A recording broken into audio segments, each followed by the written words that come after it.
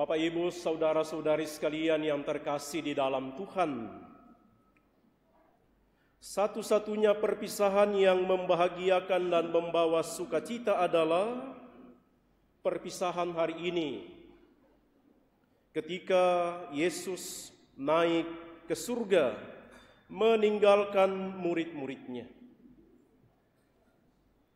Mengapa menjadi sebuah perpisahan yang bersukacita?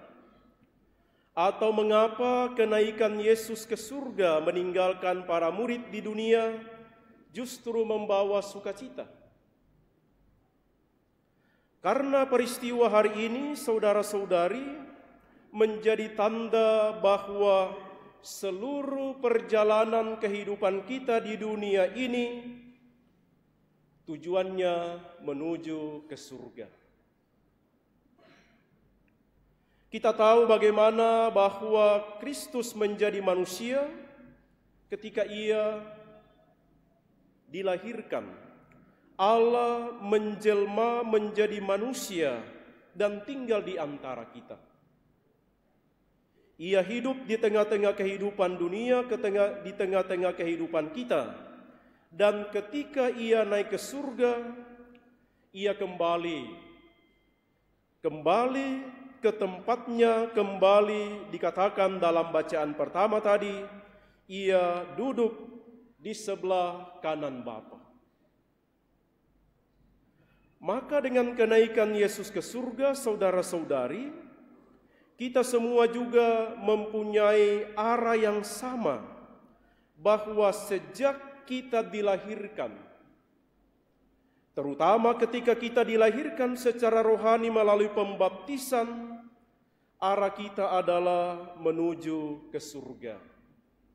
Maka kenaikan Yesus ke surga adalah pemenuhan dari janji Allah, memenuhi harapan kita semua. Itulah sifat yang ingin kita capai, bersatu dengan Allah. Tetapi ada satu hal yang penting, saudara-saudari. Pesan Yesus setelah atau saat Ia naik ke surga, Ia memberi berita, Ia menyampaikan perintah kepada mereka, kamu tetap mesti berada di Yerusalem. Berada di Yerusalem menjadi tanda bagi kita, saudara-saudari, untuk tetap berada di dalam persekutuan. Untuk mengalami bagaimana naik ke surga, Yesus menyampaikan kepada murid-murid, tetaplah berada di Yerusalem sampai kalian mendapatkan janji Bapa. Roh Kudus akan diutus kepadamu untuk menjadi penolong, untuk membimbing, untuk mengarahkan seluruh hidupmu supaya boleh menjadi saksi tentang keselamatan.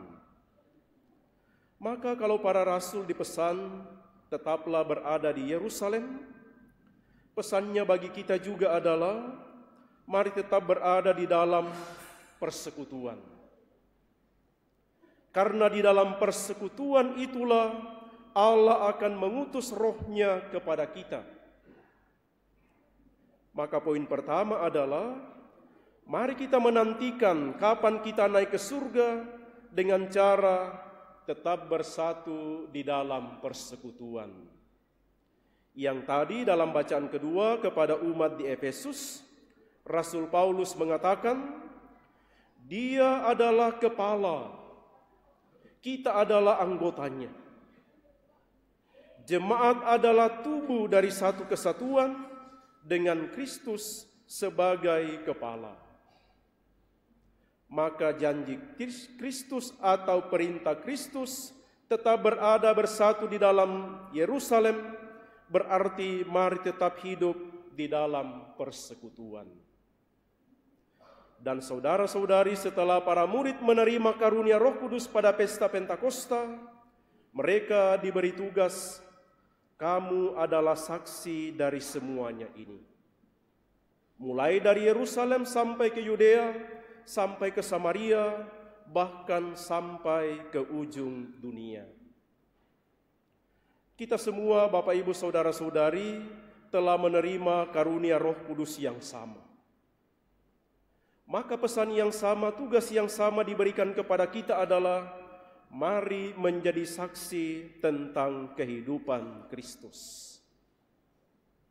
Mari menjadi saksi tentang Kristus di dalam seluruh perjalanan hidup kita. Tidak cukup kita diam berada di dalam persekutuan, tetapi Kristus mengutus kita masing-masing untuk pergi menjadi saksi bagi semua orang. Tentu saja mulai dari kelompok kecil, dalam persekutuan kita, dalam keluarga kita masing-masing, tetapi juga Kristus mengutus kita menjadi saksinya di dalam seluruh kehidupan kita, di tempat kerja, di masyarakat, dimanapun kita berada. Kepada kita sekalian, Kristus memberikan pengutusan, kamu adalah saksi dari semuanya ini. Maka ibu bapak saudara-saudari sekalian, dalam perayaan Ekaristi ini, mari kita mohon semoga kita sungguh merasakan dan mengalami bahwa harapan kita diteguhkan. Bahwa kenaikan Kristus ke surga membuka harapan bagi kita semua. Arah kita adalah menuju kepada persatuan dengan Allah. Kita boleh beraktivitas, boleh bekerja di dunia ini, mencari nafkah, tetapi jangan lupa tujuan perjalanan kita adalah kembali bersatu dengan Allah. Dan pesyarahan kita menuju surga, saudara-saudari, bukan kita berjalan sendiri. Allah telah meneguhkan kita dengan Roh-Nya. Maka semoga perayaan hari ini juga menghantar kita untuk selalu memohon semoga Roh Kudus itu menerangi perjalanan hidup kita. Karena itulah besok kita akan mulai dengan novena Roh Kudus. Karena Roh Kudus inilah yang akan menuntun kita, mengarahkan kita, mengingatkan kita kembali bahwa tujuan perjalanan kita adalah menuju surga. Dan setelah kita diteguhkan oleh Roh Kudus, jangan lupa untuk meneguhkan saudara-saudari di sekitar kita, supaya bersama-sama mereka kita semua boleh menikmati kehidupan abadi.